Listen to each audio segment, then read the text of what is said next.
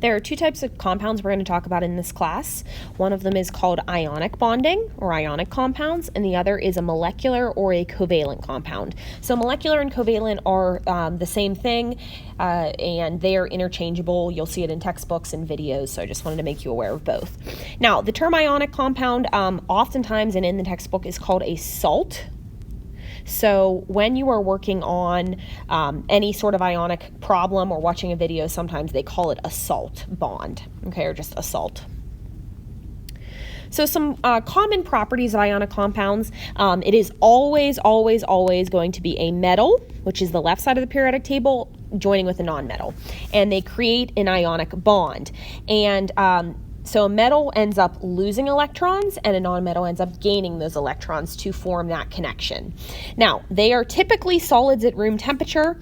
They are very strong bonds, and we call them electrolytes. And you may have heard of electrolytes when you've talked about maybe Gatorade or something like that. So basically, when you take an ionic compound such as table salt, an example would be table salt, NaCl, Na being the metal, Cl being the nonmetal.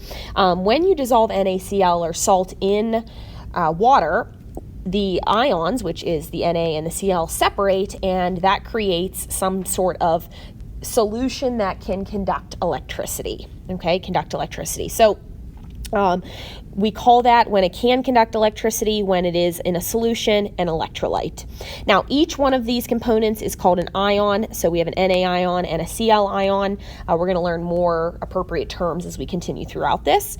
And ions have either two possibilities. They are positive or they are negatively charged. And some other examples of ionic compounds or salts, again, that salt term is just overarching, although we call salt NaCl. We have Ca and SO4, so the Ca is one ion, the SO4 is a second ion coming together, and we'll talk about why there's multiple elements there.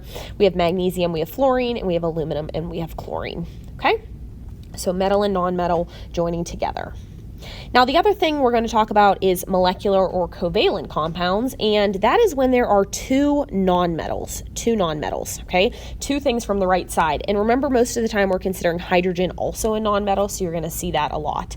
And they form molecular or covalent compounds. Now, their phase is solid, liquid, or gas. It truly just depends on pressure and temperature conditions. Now, molecular and covalent are typically non-electrolytes. So basically, they do not conduct electricity. It doesn't matter if they're a solid or a liquid or a gas. There is no electricity being conducted. And instead of calling the components ions, we call them molecules. So we have a molecule of CO2, we have a molecule of NH3. So instead of saying two ions coming together, we call the whole thing a molecule. And they form to create these neutral molecules. So when we say neutral, that means they have no overall charge, and so you can, deduce a lot from that. As we continue on, you'll kind of understand what that means. Now we're going to go ahead and classify the following compounds, and to do that, we're going to just see if it's metal or non-metal, so make sure you have a periodic table near you. So P and F3. P is a non-metal, and F is a non-metal. So when they are both nonmetals, we can say that they are a molecular bond or a covalent bond, and molecular bonds are non-electrolytes. Okay? So then we have aluminum and we have fluorine. This is a metal, this is a non-metal. When we have a metal and a non-metal, it is ionic. There's never going to be two different metals forming a bond. If they do come together, we call that an alloy, but there's really only two bonds we're focusing on. We may discuss metallic bonds at a later date. This is definitely an electrolyte, okay? We have Fe and we have F. That is a metal and a non-metal. So that is an ionic bond, and that is definitely an electrolyte. And then we have K, and we have this big grouping. We're going to call this a polyatomic ion, and we'll get to that later in this video. But this is going to be a metal with a group of nonmetals. So we're still going to say metal and a nonmetal, or a metal and a grouping of nonmetals. And therefore, that is still going to be ionic, and therefore it is an electrolyte. So atoms can actually form ions by gaining or losing electrons. I want to remind you of the difference in these terms, atom versus ion. When you have an atom, it a subatomic particle that has the same number of protons and electrons. So the positive and the negative charges cancel each other out. Therefore, an atom is always neutral. Now, an ion has the same number of protons as the atomic number. Remember, protons never change, but it does not have the same number of electrons, does not have. So therefore, that unequal positive and negative charge distribution gives the ion a charge overall. So you know it's a charge overall because you see it written up in the top corner. Now, you may see it as 3 plus or plus 3. It doesn't really matter to me.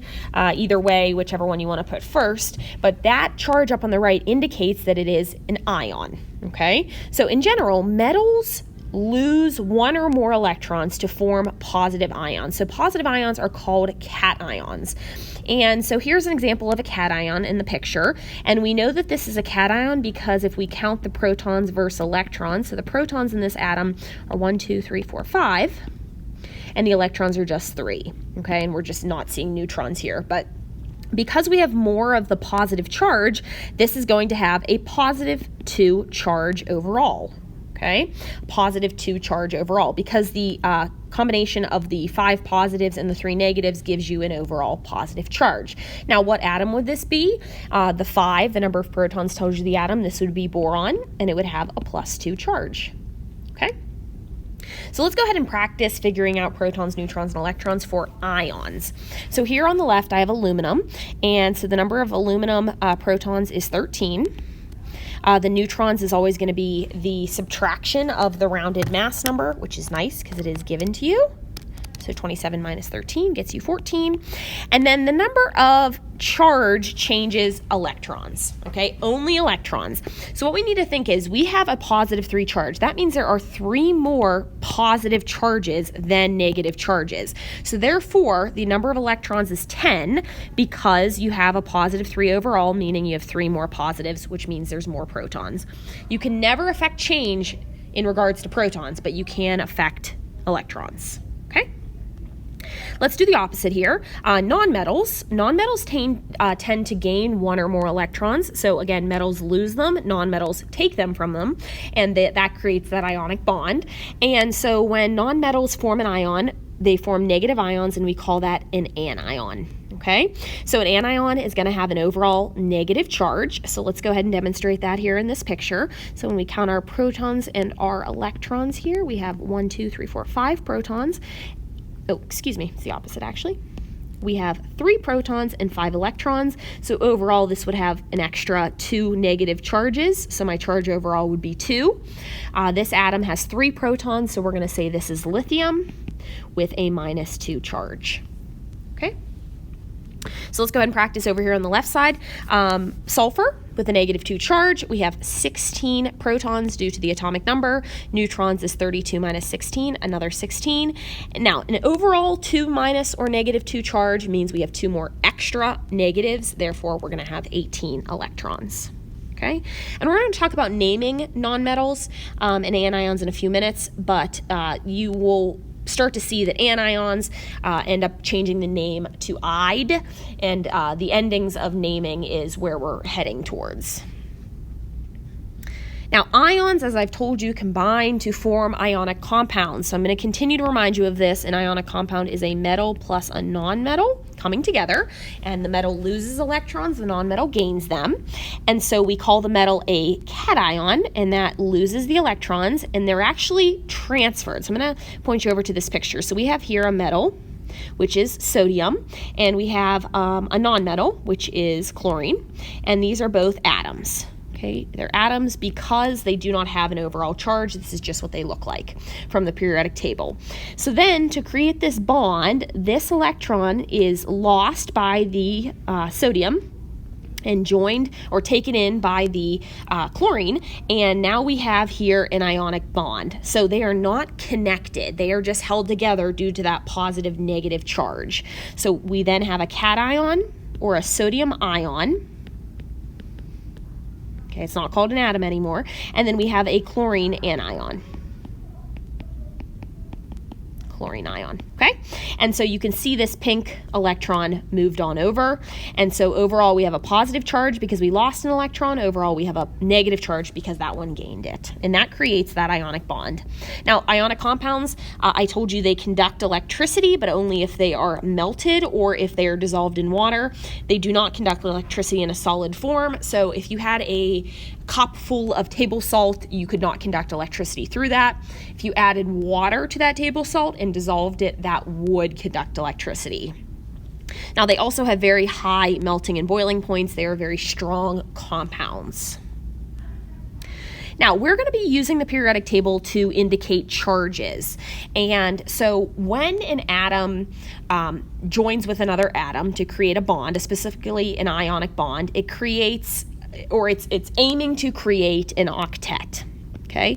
An octet means that it has 8 valence electrons, and 8 valence electrons are those outer shell electrons. So let me go ahead just and show you. So valence electrons are the ones here, the outer in this chlorine atom, and again, the goal is always 8. Okay, so it creates an ionic bond so that both are fulfilled with 8. Now, this sodium up above here lost it, but it still has 8 in a lesser shell. So this is, I just arbitrarily say it's happy, and this is happy because they both have 8. That is the goal. Now, to do that, different rows on the periodic table, or different groups, or I believe actually the term is columns here, will create charges when they become an ion, when they get close to something that they want to gain or lose. So everything in this group 1, which we know to be called the alkali metals, have actually a +1 charge. So hydrogen, lithium, sodium, all the way down. Okay, because it wants to lose 1 electron to form a bond. Everything in group 2 wants to form a +2 charge. Remember, +2 means it wants to lose 2 electrons, therefore it has 2 overall more protons. Okay? And again, that's the alkaline earth metals. That's everything going down here. Now, this are called transition for a reason. They fluctuate. We're going to talk about those at a later time. But everything here on the right side, we can remember. And everything in this group 13 likes to make a +3 charge. Group 14 is a plus or -4. We're not going to really focus on this group 14, so don't panic about the plus or the -4. That more forms covalent bonds. We're going to then focus on group 15. That makes a -3 charge, meaning everything in this group likes to gain 3 electrons to reach an octet. Okay, so it has currently 5 valence, and I'll show you how to do that at some point, and it wants to gain 3 more so that it has 8. And then this group 16 is a -2 charge, group 17 is a -1 charge, and then this last group, these noble gases have a filled valence shell, so they actually do not form any ions, so don't form ions. They don't really create ionic bonds. And this is only for group 18. So you do not need to do a charge. You will not create ionic bonds with those. So again, we're really just focusing on groups 1, 2, 13, 15, 16, 17. When we are talking about ion charges, we will focus on this middle section and these 2 at a later date. Okay? So an ionic compound is composed, as we said, of a cation and an anion. They have a transfer of electrons, and that is a metal joining with a nonmetal. Ions are very strong when they are joined together, and they create a 3-dimensional pattern. We call that a crystal. And so if you've ever seen like a salt crystal, like a sea salt, basically, if you're putting it on your food, you can actually see that crystallized form. And that is a 3-dimensional, very strong shape. And the formula for ionic compounds is what we're focusing on in this video. And we are going to learn in not very many minutes how to name these. And this is an example of an ionic compound. So we're going to make sure that we include these subscripts here, and they're always going to be whole numbers. And we're going to learn how to figure out what those numbers are and what they mean. Okay? So when we have charges, and so let's, for example, say we have magnesium +2 and nitrogen -3. Now, make sure you have a periodic table out again when we're looking at this. Magnesium is in group 2, an alkaline earth metal, and I told you everything in that group is a +2 charge, and we write that up at the top here. And again, you can do 2+ or +2, it doesn't matter. And then nitrogen is in group 15, and I told you that makes a -3 charge. Now, when we are joining these 2 together to create an ionic bond, you you are going to actually crisscross and bring down the charges to the opposite side. You do not need to show this. So your final answer of what is the formula of the ionic compound ends up being Mg3N2. So we bring down the number, we leave off the plus or the minus when we bring it down, okay? And this is actually the formula for magnesium nitride, okay? Now, again, why does this work? Because this keeps it neutral. That is saying that there are 3 +2 charges, so that's a +6 overall, and there are 2 -3 charges, which is a -6. They cancel out. It's a neutral compound. Now, if you didn't understand that, all you have to understand is you're crisscrossing to bring them down. It will always work. Okay, so just crisscross them once you figure out the charges. And that is how we're going to finish up ions. We're going to talk about in our next video how to name ionic